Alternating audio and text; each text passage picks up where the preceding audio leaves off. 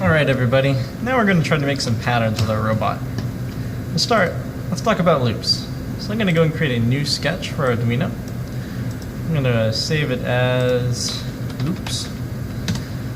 Okay, so if you remember, this void setup runs just once, and that's where we're going to put our serial.begin 9600. So we're telling it, hey, I'm ready to talk to our Arduino, to our brain, at 9600 bits per second.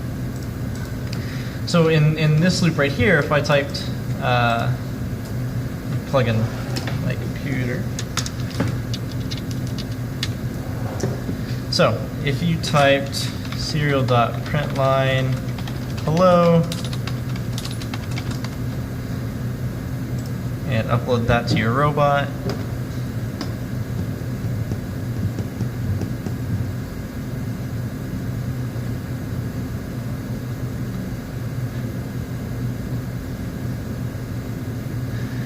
go to our tools, then serial monitor.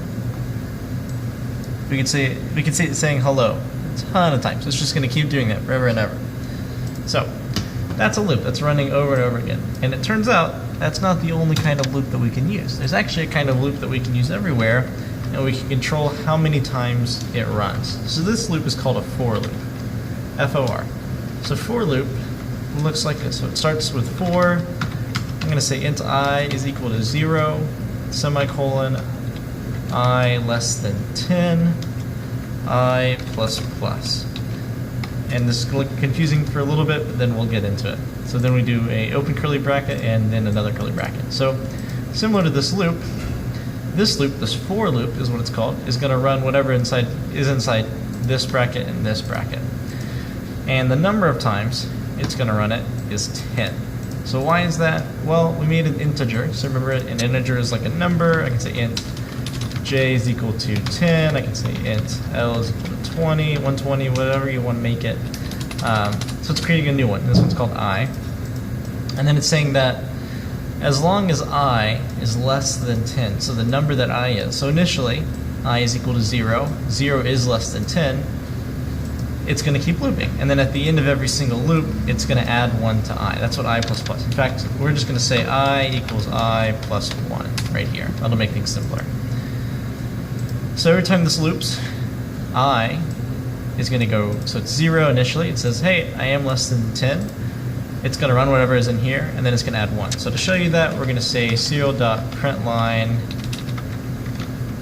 I. If I upload, and then I go to my serial monitor, we'll see it go from 0 to 9. So that is in total 10 times. In computer science, counting starts at 0, and this has to do with the fundamental way computers work, which is by using bits. And a bit is either 0 or 1. So when you see a number in a computer's mind, that's just a ton of bits, and why leave off 0? So computer science, we start counting at 0. So now we know that this will run 10 times, and I can even do some more fun things. I can say print I times I. So what will that do? Well, it'll square it every time. So what's it going to be initially? It'll be 0, then 1, then 4, then 9, then you get the point. So you can do some math with that, and that's a lot of fun. And you can also run the same loop if I go to cut, and then I paste it in here. Fix some of that spacing, and I upload that.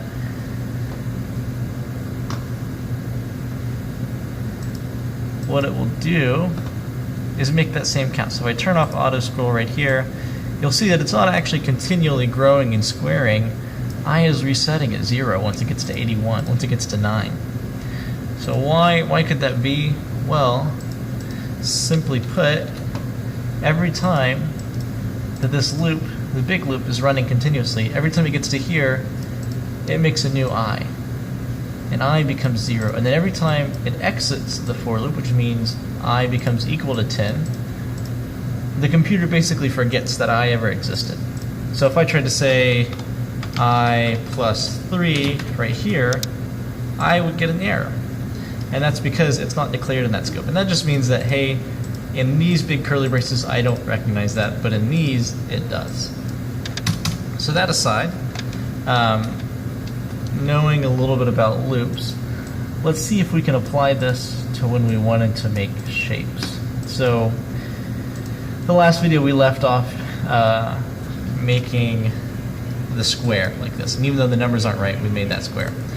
So if you remember, I did the same thing over and over again. Actually, I just realized I left out the forward command. So that should go there, there, and there.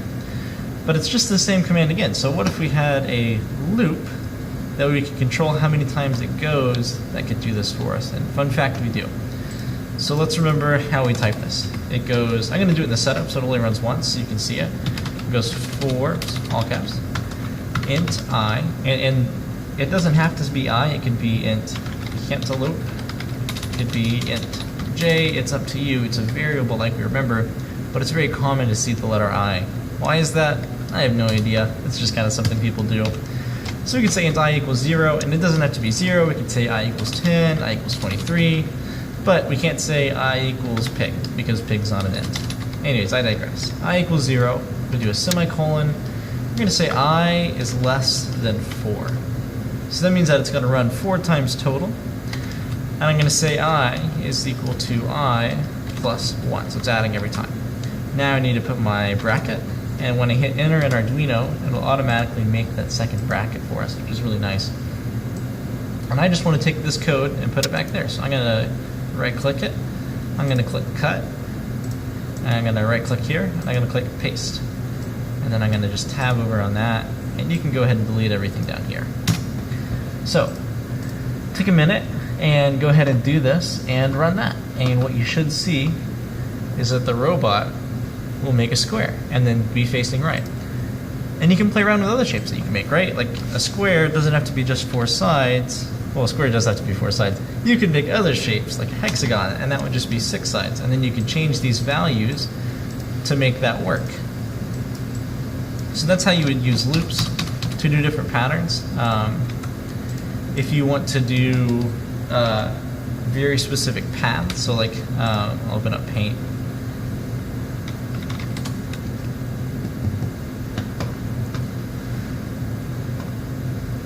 Sometimes computers can be a little bit slower than we like.